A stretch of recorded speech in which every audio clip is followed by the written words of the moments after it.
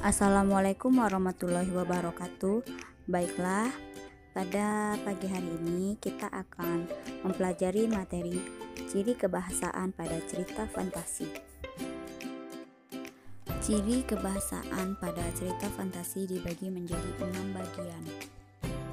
Yang pertama, penggunaan kata ganti dan nama orang sebagai sudut pandang penceritaan. Misalnya, kata aku, mereka, dia, Eiza, Doni, dan lain-lain. Bisa juga saya, kamu, kalian, kami, itu juga bisa.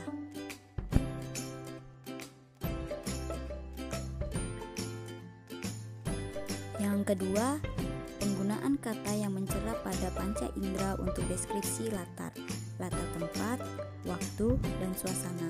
Contohnya di latar tempat, 3 rumah bergaya kerucut menyambut mataku, emas dan berlian bertaburan di dinding rumah itu. Jadi di sini latar tempatnya itu 3 rumah. Dan ada contoh lain, laboratorium berantakan, semua peralatan pecah.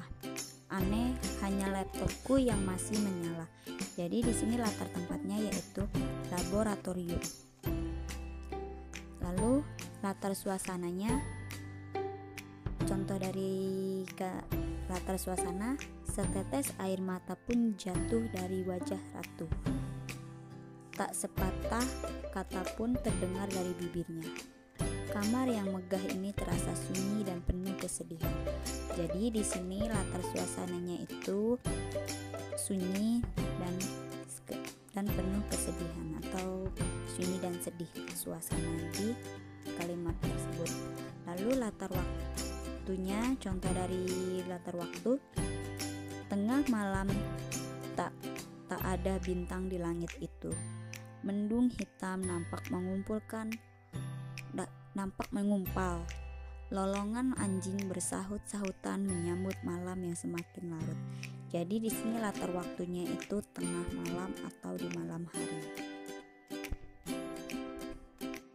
Dan yang ketiga, menggunakan pilihan kata dengan makna kias atau gaya bahasa dan makna khusus.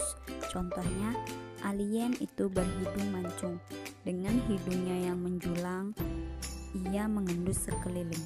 Jadi di sini makna kiasnya itu dari kata hidungnya yang menjulang dan mengendus, dan makna khususnya ini itu di hidungnya mancung. Jadi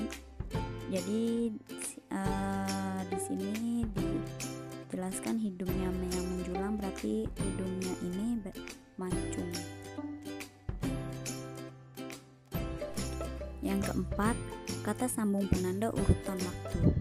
Kata sambung urutan waktu itu dicirikan dengan kata setelah itu, kemudian, sementara itu, bersamaan dengan itu, tiba-tiba, ketika, sebelum, dan lain-lain. Penggunaan kata sambung urutan waktu untuk menandakan datangnya tokoh lain atau perubahan latar, baik latar suasana, waktu, dan tempat. Contoh kalimat kata sambung penanda urutan waktu yaitu yang pertama, setelah buku terbuka, aku terseret pada masa lampau.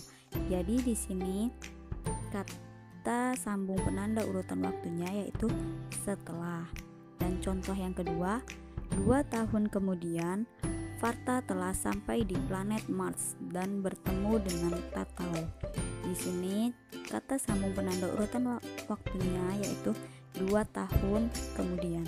Jadi di sini menjelaskan waktunya itu sudah 2 tahun. Dan contoh yang terakhir yaitu akhirnya, Farta dapat menyelamatkan diri dari terkaman raksasa. Jadi di sini kata sambung penanda urutan waktu yang digunakan yaitu kata akhirnya.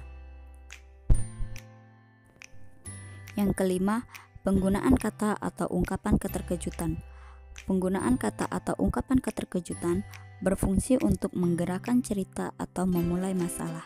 Contoh dari penggunaan kata atau ungkapan keterkejutan yaitu yang pertama, tiba-tiba seorang alien yang berukuran lebih besar datang. Jadi di sini penggunaan kata atau ungkapan keterkejutannya dia menggunakan kata tiba-tiba. Lalu contoh yang kedua, tanpa diduga, buku terjatuh dan halaman terbuka menyeret Nabila pada dunia lain. Penggunaan kata pada kalimat ini yaitu penggunaan kata atau ungkapan keterkejutannya menggunakan kata tanpa diduga. Lalu contoh yang terakhir, di tengah kebahagiaannya datanglah musibah itu. Jadi penggunaan kata atau ungkapan keterkejutannya dia menggunakan kata di tengah kebahagiaannya. Ciri kebahasaan pada cerita fantasi yang terakhir yaitu penggunaan dialog atau kalimat langsung dalam cerita.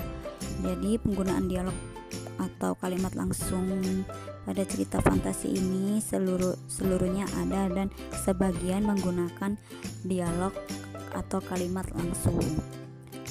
Di sini saya kasih satu contoh yaitu raksasa itu mengejar kita, teriak Fona kalang kabut.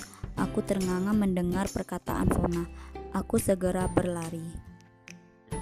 Dan biasanya di dialog atau kalimat langsung ini bercirikan dengan sebelum menuliskan kalimat atau dialognya diawali dengan tanda baca petik 2. Dan di akhir kalimat juga ada tanda petik 2 juga. Mungkin cukup untuk hari ini dan semoga kalian paham dengan penjelasan tadi. Saya akhiri. Wassalamualaikum warahmatullahi wabarakatuh.